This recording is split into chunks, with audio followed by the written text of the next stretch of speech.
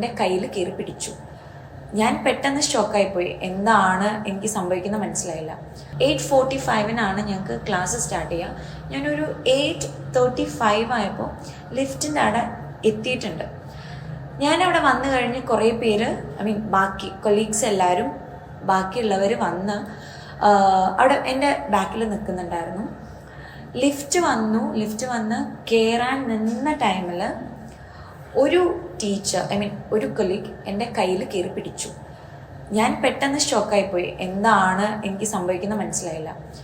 അപ്പോൾ ഞാൻ ജസ്റ്റ് ഇവരുടെ ഫേസിലോട്ട് ഇങ്ങനെ നോക്കി.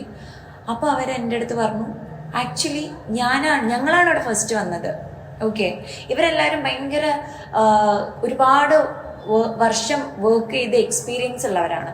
ഓക്കെ, സോ അവരെൻ്റെ കൈ കയറി പിടിച്ച് അവരെൻ്റെ അടുത്ത് പറഞ്ഞു, ഞങ്ങളാണ് ഇവിടെ ആദ്യം വന്നത്, ഞങ്ങൾ പോയിട്ട് നീ വന്നാൽ മതി. ഓക്കെ,